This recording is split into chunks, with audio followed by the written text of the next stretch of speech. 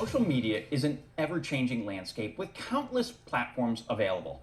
Meghan Rothschild, president of Chick Media, is with me now to talk about some of the trends that we've seen in 2020 and what we might be able to see in 2021. Hey, Meghan. Hey, thanks for having me. You bet. I want to say probably the biggest social media trend in 2020 has been TikTok. So give us a quick explanation of what TikTok is and why it's constantly in the news. Oh man, I don't even know if I can tell you what TikTok is. No, I'm just kidding. It's a crazy app. It's an application on your phone, just like any other social media platform. And it really has taken on this sense of humor that has become this powerhouse. Like you said, it's always in the news. So TikTok has exploded. We see a lot of really comedic, funny people on the app just producing, frankly, silly and mindless content to keep people preoccupied with what's joyful in the world instead of what's not going so well. Too funny. You know, TikTok exploded with the short video form, and there's Instagram Stories, which is very similar. It's short video. So how are Instagram Stories different from regular Instagram and from TikTok? Yeah, so Instagram Stories came out a couple years ago, but now they've launched IG Reels, which is very, very similar to TikTok in terms of the type of content. So Instagram is a platform that allows you to do what we call hard posts, which are the actual posts that live on your profile page. But then you also have stories, which live on your logo, really in the top left-hand corner, that disappear after 24 hours. So we always talk to clients about how the posts are really meant to be things that are long form, that can stick around because they don't disappear. They should be well branded. It should be a strong message. And your stories can be a little bit more informal and you can have more fun with them. And that includes IG Reels. So IG Reels really came on board to, in my opinion, compete with TikTok because of the style of filming that it requires you to do. It's very choppy. And so it feels like a TikTok video, but it lives within the Instagram platform. And those two social media platforms are not owned by the same company, so they are competitors. So now, Meghan, explain to me, what's the difference between a video story and just posting a regular old video?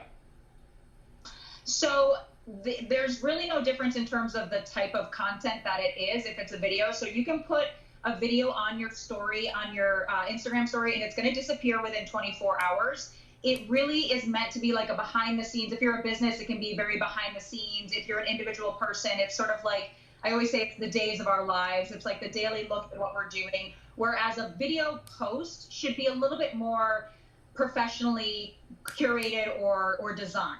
So if you're a business and you want to actually put a video on the hard post of your Instagram, it should have some branding around it, and it should be a message that has longevity because it's not going to disappear. It's going to live there forever. So let me ask you, is there still value in posting a video to some of the traditional social media, like say LinkedIn or Twitter or Facebook? Yeah, so just like it being a trend this past year in 2020, it's going to be a huge trend, continued trend in 2021. Video content is everything. And that's the truth across all of the social media platforms. But Facebook is really competitive and competes directly with YouTube. So they love it when you upload video to their platform directly. So Instagram videos, Facebook videos, having a YouTube channel, all of that is a really positive way to market yourself because we're just seeing so much video being consumed on social media platforms right now. So now one of the things we constantly hear about are these users of these video stories. They're called influencers. So what is an influencer and how are they compensated? Yes, so an influencer is someone who has a substantial following on one of the social media platforms, primarily Instagram. Instagram is really the top social media platform that's utilized by influencers. And these people, you know, the good ones are people who have experience in some form of whether it's fashion, beauty, sports, whatever the topic is. And they endorse brands that align with their mission and their brand. So good influencers vet content. They choose to endorse products or services that they themselves have used and truly believe in.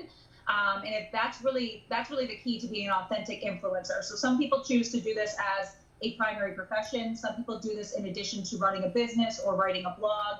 It really depends on, you know, what each individual's goal is. But they really are a great form of marketing because they allow you to produce what we call user-generated content. So somebody else telling people that your business is great is a lot better than you telling people your business is great. So now one of the things that we've seen a lot of this year is e-commerce. Stores have been closed, limited amount of people can go into places. So e-commerce has sort of taken some real traction this year.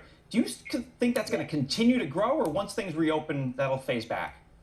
That's definitely going to continue to grow. So a lot of companies were already utilizing e-commerce, which is basically just a way to sell products through your website. You can do inventory tracking and automate the shipping process, as opposed to just not having an e-commerce setup. This is exploding on social media. So we see within Instagram posts now, you can swipe up to buy.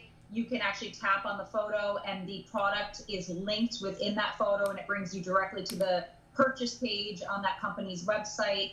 I don't think this is going anywhere. I think we're seeing e-commerce get embedded into stories and get embedded into TikTok, and this is not going anywhere. So if you are a company that sells a product that can be sold online, it would be in your best interest to think about hiring an e-commerce professional to try to get that set up on your website for 2021.